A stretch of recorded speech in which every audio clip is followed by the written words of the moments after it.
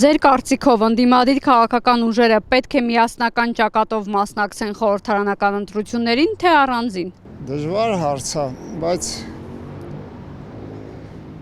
միասնական երևել է, ճիշտ է տենց է։ Դժվար ասարանից պրծնելը։ Իշխանությունը սպասոբնի է, սադրանքներ էլ անի դաժե։ Մեկը միասնական մասնակցեն, մեկը Նիկոլ Փաշինյանը ընտրվելու։ Դե լավ կլի որ միասնական լինեն, բայց կան շատերը որ ցանկություն ունեն առանձին լինեն։ Թվում է առանձին։ Ինչ թվում է։ Ինչու եք բացատրում։ Մեկը մեկի տակա փորումը տես չի կարելի էլի։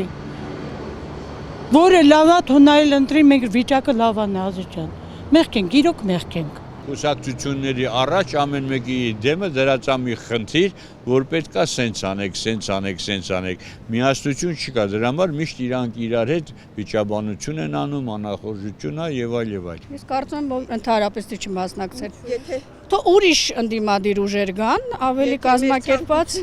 Մենք չենք ցանկանում, որ իրանք մասնակցեն։ Այո, Եվրոպամետ, մի քիչ ավելի շուտ հայամետ ուժեր կան, որոնք ճիշտ կկողմնորոշվեն, մեզ ճիշտ ուղղությամբ կտանեն։ Մենք Ռուսաստան կողմ չենք ուզում գնանք, չենք ուզում թեքվենք Ռուսաստան, արդեն տեսել ենք այդ ամեն ինչը։